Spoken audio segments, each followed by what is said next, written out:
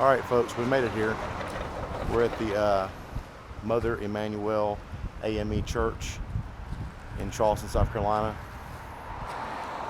An unfortunate series of events caused me to be here. In June 17th, 2015, Dylann Storm Ruth departed Columbia, South Carolina. En route here, I don't think anybody will disagree that he was a white extremist. He, just to put it bluntly, he was trying to start a race war. Okay, he came here with bad intentions. I'm gonna film the day today, and I'm gonna show you all of his movements throughout that day on June 17th, 2015, and we're gonna follow his path. And I'm gonna tell you pretty much everything he did on that day.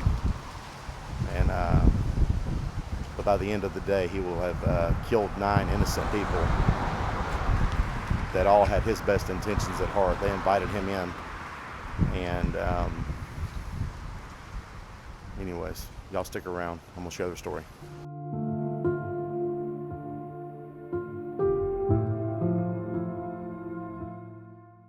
The Emanuel African Methodist Episcopal Church, often referred to as Mother Emanuel, is a church in Charleston, South Carolina. Founded in 1817, Emanuel AME is the oldest African Methodist Episcopal church in the United States.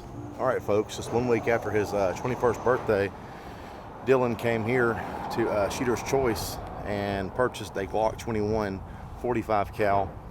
He had to wait 3 days for a background check on that, so he ended up coming back on the 16th and picked up the gun, which came with 3 mags. He left the store, came back a few minutes later, and picked up an additional 2 more mags, and then returned again on the 27th and bought 2 more magazines. And this was just 2 months before the shooting. He was here on April the 11th, 2015.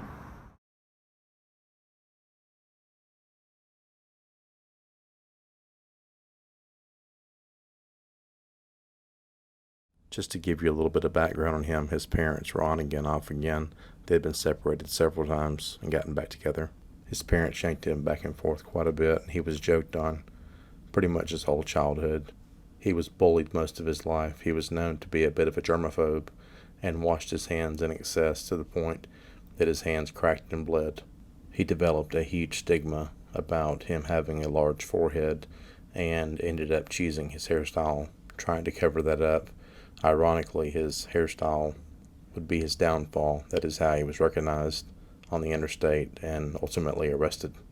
His friends testified that he had developed a lot of far-right views and that the Trayvon Martin case had kind of woke him, and he sided with George Zimmerman and felt he was innocent. And this is, as he says, one of the pivotal moments that really made him start planning what he was going to do.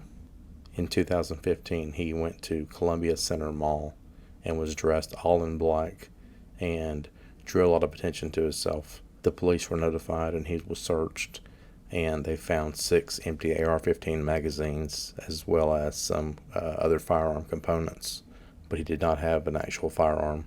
Upon a police search, he was found to be in possession of an illegal narcotic, Suboxone, and he was ultimately arrested and charged with a felony charge. You later will find out in this story that this arrest was very pivotal in him obtaining his firearm and ultimately ended up involving a civil lawsuit.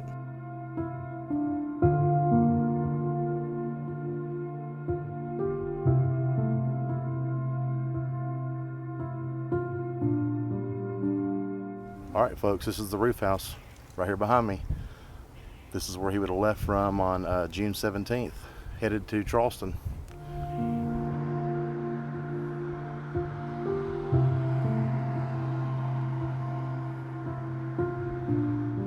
So that all leads us to this.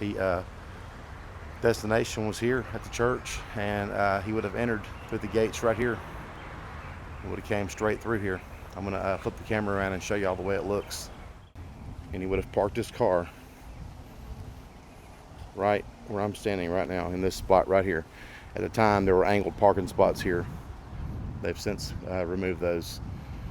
And he would have exited his car right about where this green paint is, and he would have entered the building through this door right here.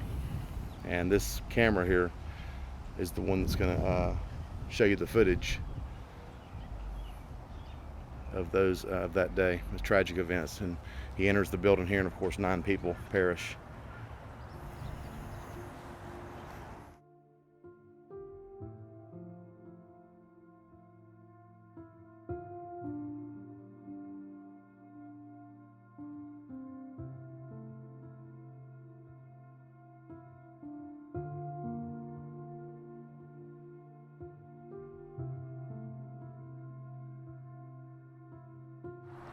All right, folks, it was along this stretch of highway, Highway 74 West, from Gastonia to Shelby, that Dylann Roof was first spotted. A lady passing by him recognized his haircut, and she was on the phone with her boss from King Mountain, and he actually phoned it in that she had spotted him, and the police got behind him and followed him for about 35 miles. I'm going to show you where they pulled him over at and ultimately arrested him.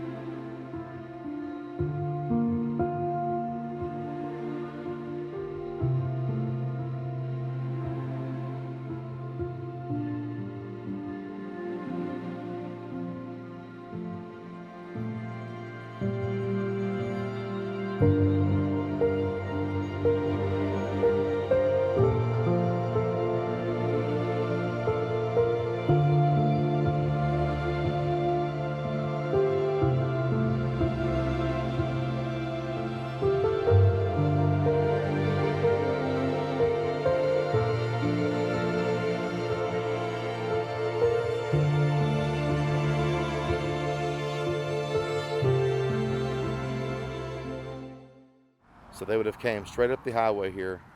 They would have made him get over a couple lanes. They would have pulled him in this house residence driveway right here on the right. And that's exactly where he was arrested, right there.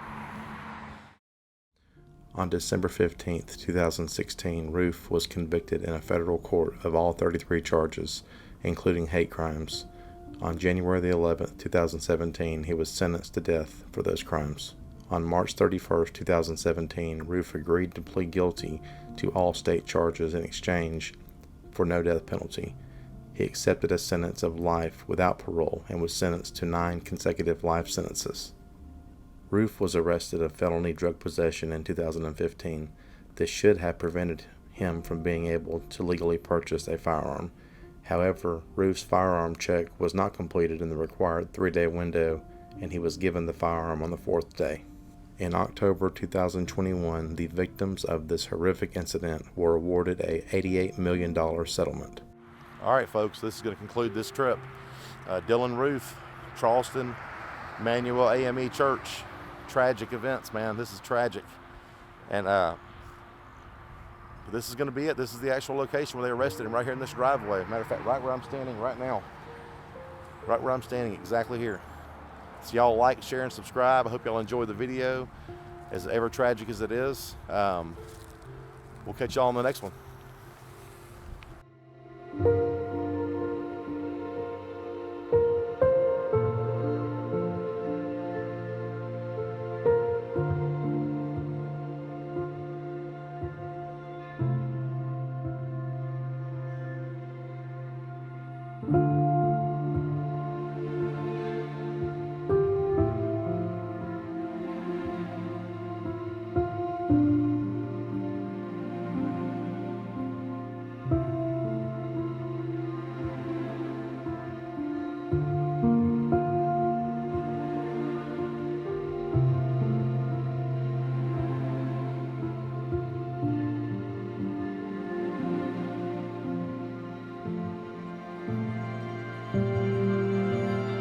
you.